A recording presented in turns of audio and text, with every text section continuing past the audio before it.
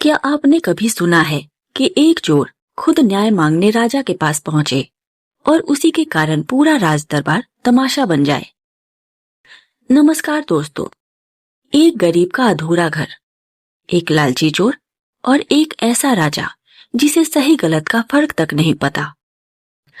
एक छोटी सी गलती से शुरू हुई ये कहानी कैसे बन गई फांसी का सिलसिला और कैसे एक चोर की चालाकी ने राजा को ही फांसी पर चढ़वा दिया। यह सिर्फ कहानी नहीं, एक आईना है।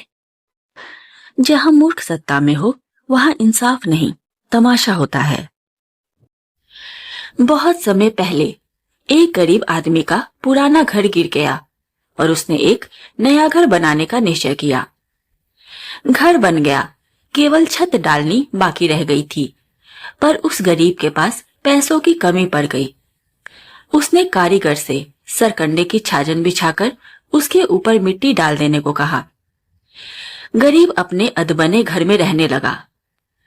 पड़ोस में एक चोर रहता था।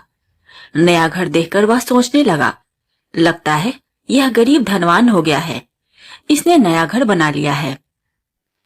अगर इसके यहाँ चोरी करूं तो काफी माल हाथ लगेगा। रात को चोर उस गरीब की छत पर चढ़ गया और जैसे ही उसने पहला कदम रखा, सरकंडे बिखर गए और वह नीचे गिर पड़ा, सीधा सोते हुए गरीब आदमी के ऊपर। गरीब की नींद खुल गई और वह चोर को पकड़ने भागा, पर अंधेरा था इसलिए चोर भाग निकला। चोर को गरीब पर बड़ा गुस्सा आया। दूसरे दिन वह शिकायत करने राजा के पास पहुंचा। तुम कौन हो, तुम्हें क्या शिकायत है? राजा ने पूछा। चोर ने कहा, महाराज, मैं एक घर में चोरी करना चाहता था। मैं उसकी छत पर चढ़ा, मगर वहां छत की जगह सरकंडे बिछाए हुए थे। मैं नीचे गिर पड़ा और मेरा पैर टूटते टूटते बचा। मेरी आपसे विनती है कि आप उस घर के मालिक को सजा दें। राजा ने मकान के मालिक गरीब आदमी को बुलवाया। क्या यह सच है कि रात को यह आदमी तुम्हारी छत में से नीचे गिरा था? राजा ने पूछा। जी महाराज, यह सच है, गरीब ने जवाब दिया। यह अच्छा हुआ कि यह मेरे ऊपर ही गिरा, वरना इसका पैर टूट जाता। अगर यह सच है तो मकान मालिक को फांसी दे दी जाए, राजा ने जल्लादों को हुक्म दिया। गरीब गिड़गिड़ाने लगा। महाराज, मुझे क्यों फांसी दी जा रही है? सजा तो इस चोर को मिलनी चाहिए। राजा चिल्लाते हुए बोला, चुप रहो, तुम्हें मुझे सीख देने की हिम्मत कैसे हुई? गरीब ने देखा कि मामला बिगड़ रहा है और राजा से न्याय की आशा करना बेकार है, तो वह बोला, महाराज, इसमें मेरा दोष क्या है? छत तो कारीगर ने बनाई थी, उसी ने काम खराब किया है। उसने कमजोर सरकंडे की छाजन बिछा दी। अच्छा, तब इसे छोड़ दो और उस कारीगर को फांसी दे दो, राजा ने आदेश दिया। जल्लाद छत बनाने वाले कारीगर को पकड़कर फांसी घर में ले आए। मेरी राजा से एक विनती है, कारीगर गिड़गिड़ाने लगा। राजा ने पूछा, बोलो, तुम क्या चाहते हो? हुजूर, मैं बिल्कुल बेकसूर हूँ। कसूर तो उस कारीगर का है जिसने छाजन बनाई थी। उसने छाजन में पतले और कम सरकंडे लगाए। अगर सरकंडे अच्छे और मजबूत होते तो वे एक आदमी के चलने पर गिरते नहीं, कारीगर बोला। राजा ने छत बनाने वाले कारीगर को छोड़ दिया और छाजन बनाने वाले कारीगर को पकड़कर लाने का हुक्म दिया। छाजन तुमने बनाई थी? राजा ने पूछा। जी महाराज, कारीगर ने जवाब दिया। इसे फांसी दे दो, राजा चिल्लाया। सारा कसूर इसके सरकंडों का है। महाराज, मैं एक बात कहना चाहता हूँ, कारीगर बोला। मैं हमेशा मजबूत सरकंडे लगाता था, पर अभी कुछ दिनों से मेरे पड़ोसी को कबूतर पालने का शौक लगा है। उसने जब अपने कबूतरों को उड़ाया और वे आसमान में मंडराने लगे तो मैं उन्हें देखने लगा। इसी वजह से मुझे ध्यान नहीं रहा और मैंने छाजन में कमजोर और कम सरकंडे लगा दिए। कसूरवार तो वह कबूतरबाज है, कारीगर ने बताया। राजा ने कारीगर को छोड़ दिया और कबूतरबाज को बुलाकर उसे फांसी देने का आदेश दिया। महाराज, मुझे कबूतर उड़ाने और उनकी उड़ान देखने का शौक है। यह कोई बड़ा गुनाह नहीं है। आप मुझे फांसी देंगे तो भला इससे किसी को कुछ फायदा होगा? एक गरीब आदमी को मारने से तो चोर को सजा देना ज्यादा अच्छा होगा। लोग चैन से जी सकेंगे, कबूतरबाज ने कहा। बिल्कुल ठीक बात, राजा मान गया। सारा कसूर चोर का है, उसे पकड़कर फांसी दे दी जाए, उसने आदेश दिया। जल्लाद चोर को पकड़कर फांसी देने लाए, पर फांसी का तख्ता नीचा था और चोर था लंबा। जल्लादों ने चोर को फांसी पर चढ़ाने की पूरी कोशिश कर ली, पर उसके पैर हमेशा जमीन को छूते रहे। जल्लाद राजा के पास आकर बोले, जहांपना चोर बहुत लंबा है, उसके पैर जमीन पर टिके रहते हैं, हम किसी तरह उसे फांसी नहीं दे पा रहे हैं, क्या करें? राजा गुस्सा हुआ। इतनी छोटी छोटी बातों के लिए तुम मुझसे क्यों पूछते हो? अगर चोर लंबा है तो क्या तुम लोग चौराहे पर जाकर कोई ऐसा आदमी नहीं ढूंढ सकते जिसका कद छोटा हो? क्या तुम्हें इतनी मामूली सी बात भी समझ में नहीं आती? जल्लादों ने बाहर आकर देखा तो उन्हें एक नाटे कद का आदमी कंधों पर आटे का बोरा रखे दिखाई दे रहा था। अरे, यह बिल्कुल वैसा ही है जैसे को राजा फांसी चढ़ाना चाहते हैं। जल्लादों ने फैसला कर लिया, राजा का आदेश पूरा करना चाहिए।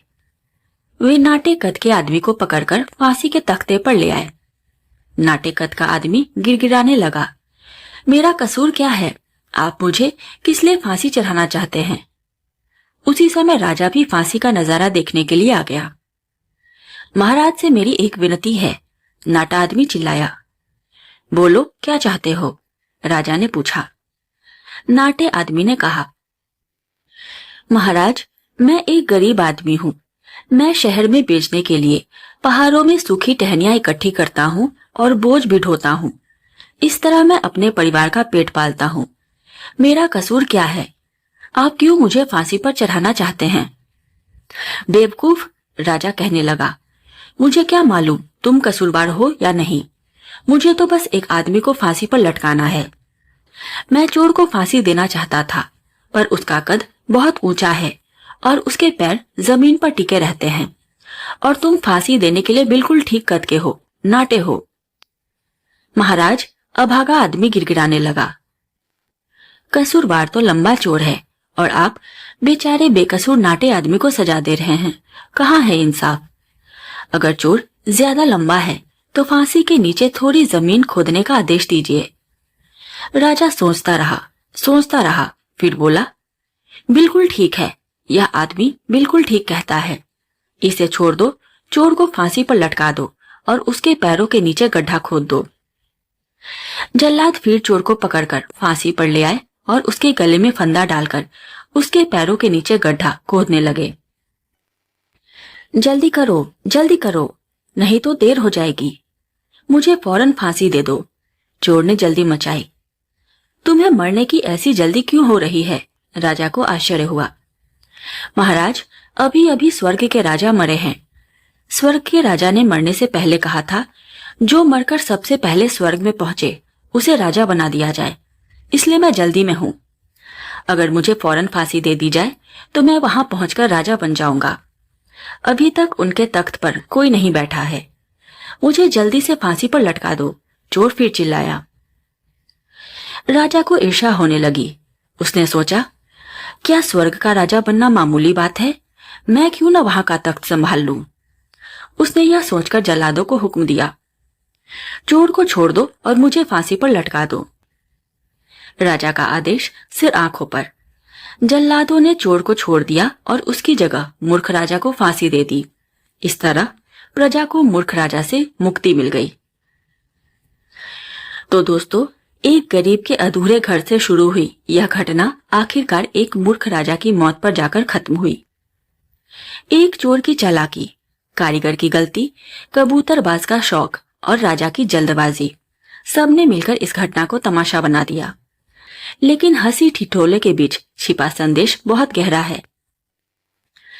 यह कहानी हमें दिखाती है कि जब शासन करने वाला विवेकहीन हो तो निर्दोष भी दोषी ठहराए जाते हैं और न्याय केवल मजाक बनकर रह जाता है।